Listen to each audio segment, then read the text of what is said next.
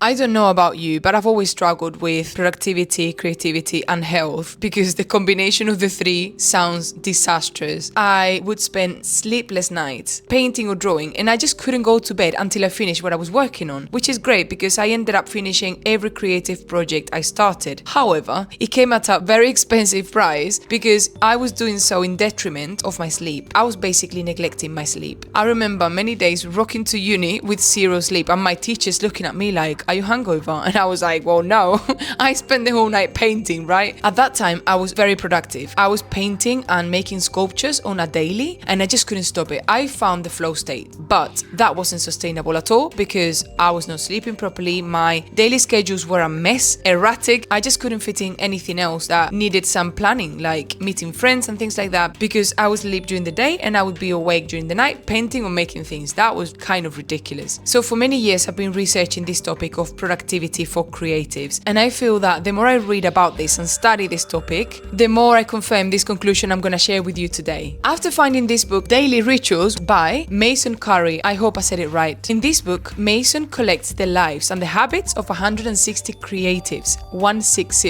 And some of them are insane. One of them would spend hours writing on top of the fridge because he didn't want to wait until he reached the table and sit by it to write. To be honest with you, reading this book has made me feel a little bit less weird and eccentric when it comes to habits as an artist. The main takeaway from this book is that I don't need to feel bad about my habits. Every creative has a different routine. There isn't a single one that works for everyone. Not long ago, I used to wake up at 5 a.m. First thing in the morning, I was practicing the golden hour. I don't know if you've heard this concept before, but it's basically an idea that when you wake up, you spend the first hour on yourself, on your personal development, physical development, your health, well-being, and that could be doing yoga, studying, working on your finances or your business, things like that, before you get started with any client work or before you work for anybody else. To be honest, I felt really good. I loved it because I remember waking up and it was nighttime. I was so confused because I'm not a morning person really, so this was kind of forced into my schedule, but I could see the benefits of it. Waking up so early meant nobody was around, and we know the drill. It's quiet, nobody's going to bother you, there's no noise anywhere, and the world hasn't woken up yet, whatever. By 8 a.m, I had already done the most important things of the day, which was exercising, studying, and looking at my finances. What else could I ask for? However, waking up at that time for months never actually helped me go to bed earlier. And I know for some people this works. I wanted to be part of the 5 a.m. club. I was so convinced. I was pushing myself to get there, but I just couldn't. So I was getting frustrated, and all of the work I was doing in the morning didn't really mean anything at the end of the day because I ended up frustrated, knackered, and my sleep pattern wasn't getting any better. I was so tired, but I've always wanted to be this kind of person who wakes up so early. So I kept trying for a few more months until one day I quit, and I did the opposite. That meant going to bed at 3, 4, 5 a.m. sometimes and waking up 8 hours later, 11, 12 or 1 p.m. Ridiculous. That didn't work either, and I also couldn't sustain that. And at this stage, I wonder, if I tried both extremes and none of them work at all, what is it that I need to do? Please tell me. I was so desperate, and you know what? I kind of gave up. I gave up and I started flowing with my own rhythms, and I didn't even look at the time anymore. But also this has a caveat. If you don't have any routine at all, that doesn't help either. At that stage, I reached a conclusion, which was you do need a routine. It doesn't matter whether it's waking up at 5 a.m, 10 a.m, or 12 p.m, but you need a routine. You need something to stick to,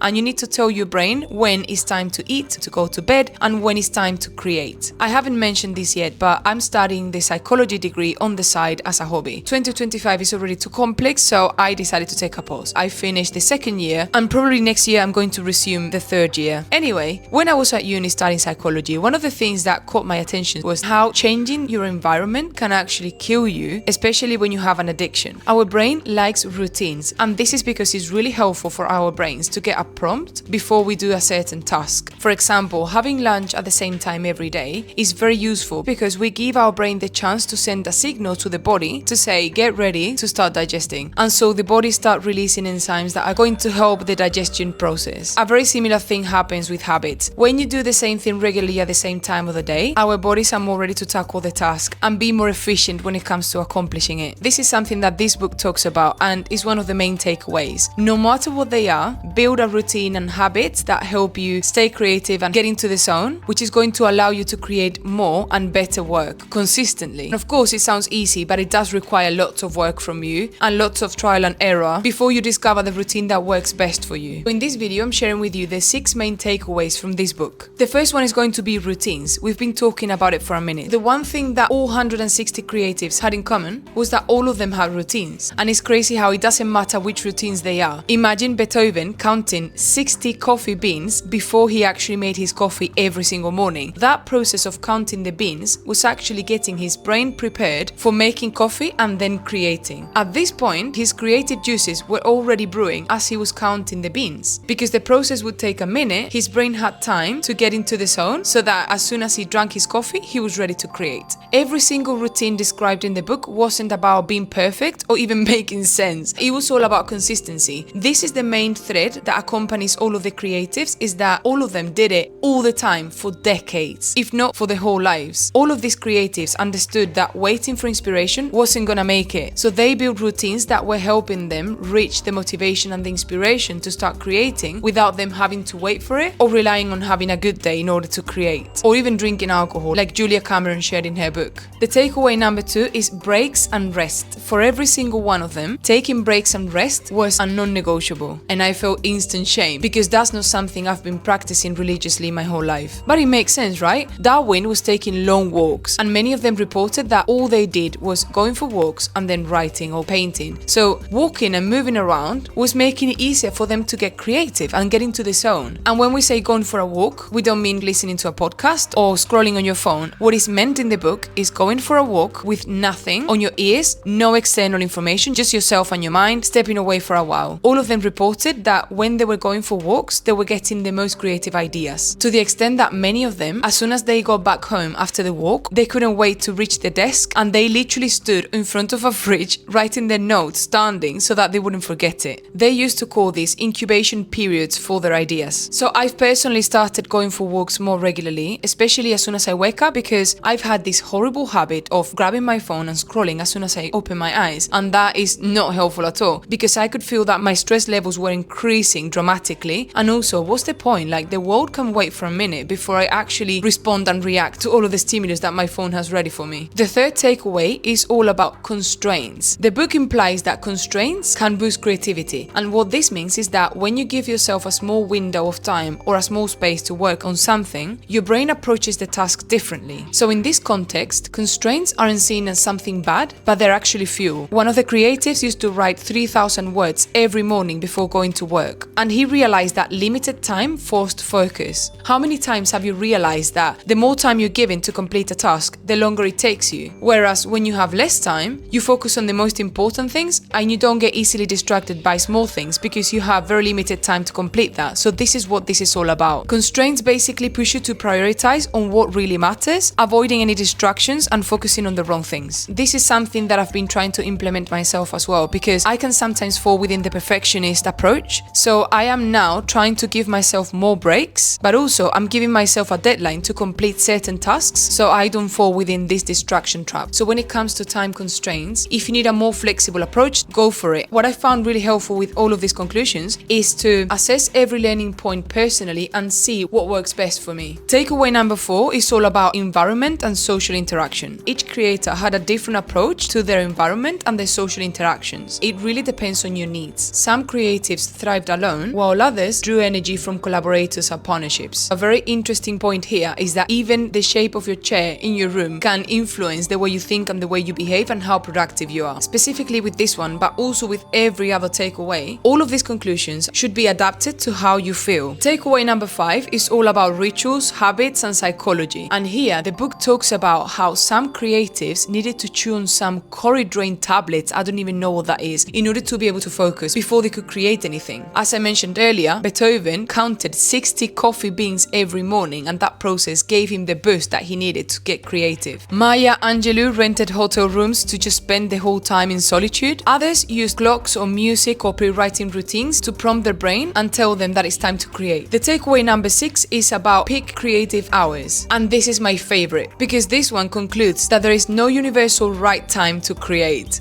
And it actually makes sense because as I was trying my whole life to find a habit and a routine that worked for me, all I was doing was copying what was working for somebody else instead of working on finding a routine that worked for myself. So throughout the book, you get to see that some people are morning people, like Murakami, Morrison, or Beethoven. Others were night owls, like Kafka or Proust, but others actually split the day, so they were very creative and productive in the morning as soon as they woke up and right before they went to bed. And this last one actually resonates with me quite a lot because I've realized that as soon as I wake up in the morning, I feel full of energy and my brain is ready for everything. Then in the middle of the day, I get caught up by life, having lunch, going to the gym, going for a walk, and I feel like my brain is too distracted to accomplish anything productive or creative. But again, towards the end of the day and closer to the time I should go to bed, and this is the dangerous moment, is when I feel my creative juices are awake again. This is when I personally have to be careful because if I extend this nighttime for too long, I end up going to bed at 5 and then life gets chaotic all over again, and we don't want that. This book has been so helpful because it's made me feel better about my weird habits, and it's also given me a relief that I don't need to follow any 5 a.m. club anymore if that doesn't work for me. I've tried it and it just wasn't worth it. So my main conclusion is that we need to do the hard work of learning about ourselves well enough so that we know what is best for us. Is it waking up early? Is it working during the night? Obviously, we all know that humans are technically designed to use most of the energy during the day and sleep during the night. But again, if you find a routine that works for you, which allows you to stay healthy, productive, and creative, I would say go for it. And I'm not a doctor, but I've suffered the consequences of not following a routine that actually worked for me for many years. So from today, I invite you to find and build a routine that works for you, protect your rest because it fuels your creativity, include constraints because they can spark focus, design your environment and the social interactions you have, and experiment with rituals that prompt and prime your brain before a specific task. In general, consistency and focus are your best tools, so make sure to find a habit and a routine that allows you to reach both effortlessly so that you can get in the flow state easily and without pushing yourself into habits and routines that don't work for you.